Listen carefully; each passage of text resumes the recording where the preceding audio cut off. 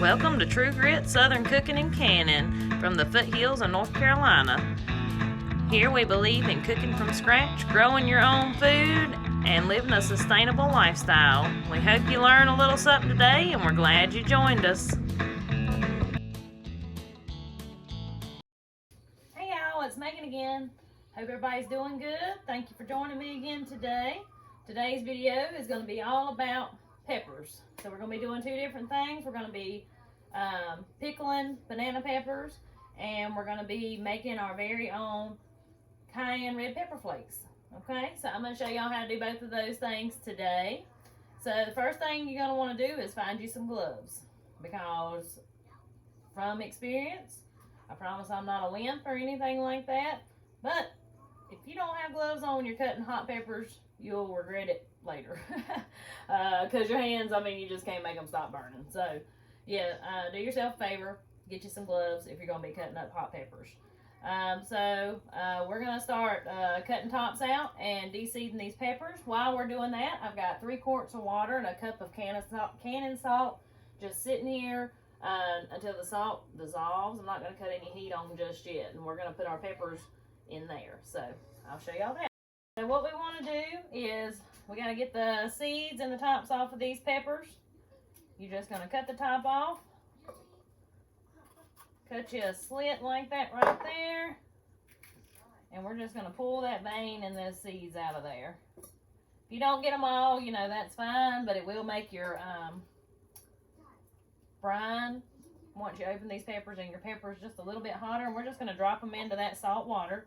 I did give that water a little stir to get that salt to go ahead and dissolve, and it did. So, like I said, no heat here though. I know I got to sit in my oven, but we're not putting any heat on it. I also have my cayenne peppers in my oven on 300 degrees right now. I've just got them out on a baking sheet, and I'm going to let them cook in the oven until they are completely dry. Didn't take tops off of those or anything. When we make our red pepper flakes, it's all going to go in there. So we're going to get the tops and the seeds out of the rest of these peppers. After we do this and got all of our peppers in our salt water, they're going to go in the refrigerator for at least 12 hours. What that does is keeps you from having mushy peppers. Soaking them in this salt like this preserves the texture of the pepper better. So you can skip this step if you want to. That's totally up to you. But your peppers may be a little mushier than you'd like when you go to open your pickled peppers.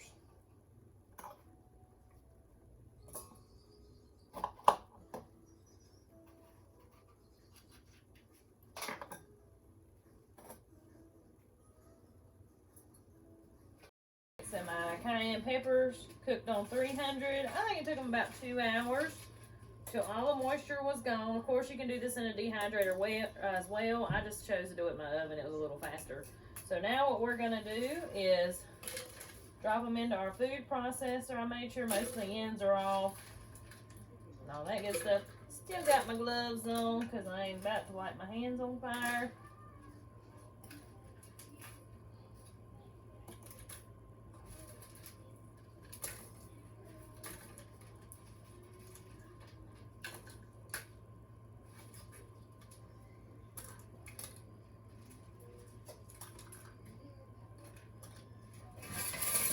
Okay, we're going to put our top on.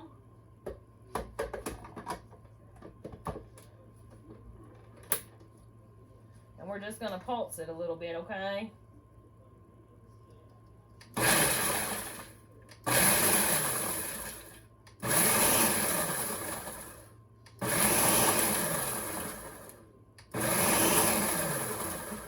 we're going to continue to do this until this turns into powder. Alright, so just took a few more pulses and I've pretty much got a powder. So I'm going to pour it out on this paper towel. Ooh, it's stout, y'all. Lord, it's stout. Alright. So see here? Now this right here can go in a shaker in a jar.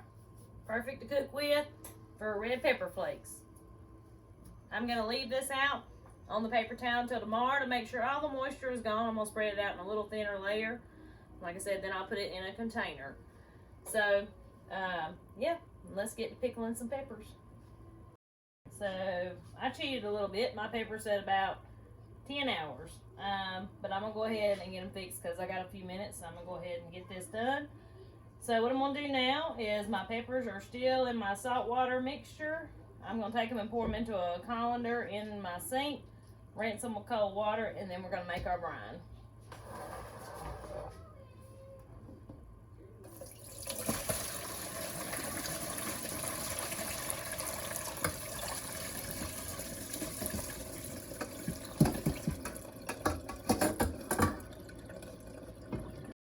So now it's time to make our brine. We need 1.5 quarts of vinegar. Of course, we want to make sure our vinegar is 5% acidity. Honestly, most of the white vinegar that I see, I mean, it's all 5%. So I don't know when you would run into that unless you make your own vinegar at home or buy like a fruit vinegar or something. But just regular white vinegar, 1.5 quarts. All this is straight out of my Ball Cannon book. So after that, we're going to need 3 tablespoons of sugar. Y'all know me, I don't measure, so we'll be close, okay?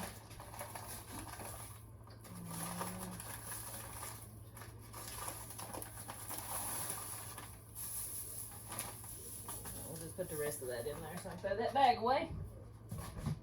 We're going to add 2 cloves of garlic. We're not going to chop them up. We're just going to make sure they're clean and that they're peeled.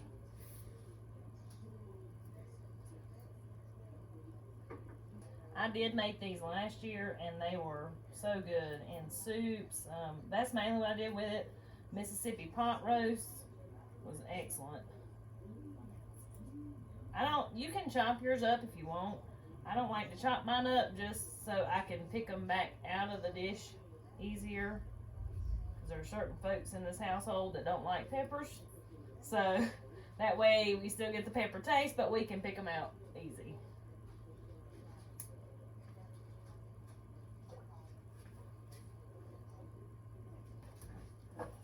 So now we're going to go ahead and start putting our peppers in our jars.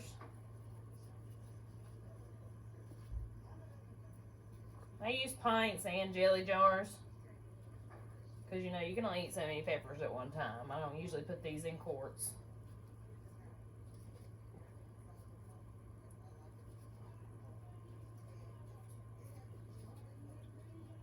See that right there? That'll be enough for me. I may add one more little piece. There we go. Alright, so we're going to bring this up to a boil, then let it simmer for 15 minutes, and we'll start filling up our jars. So I'm getting my lids and rings in place. We're going to hot water bath these for 10 to 15 minutes. And then let them cool for 24 hours, remove the rings, and put them up for storage. And most pickled stuff, you know, I find is best if you use it within a year, just because the vinegar kind of loses its taste almost. It's the best way I know how to explain it. So yeah, I would try to use these within a year, which once you see how good they are, it won't be a problem. Especially when you start cooking soups and stuff in the winter time. They're very, very good. Also, I have got habanero peppers running out my ears. So I would love to hear down in the comments what your favorite habanero recipes are. What do you like to do with habanero peppers? Because I literally have so many, like I don't know what to do with them. So yeah, y'all let me know your favorite way to use those. So I'm gonna get these in the water bath canner, and that'll be all for today. So I hope you learned a little something. I hope you enjoyed the video. If you hadn't subscribed to the channel and you like this kind of stuff, you know, give it consideration if you want to. And I appreciate you watching, everybody's support, and I'll talk to y'all next time.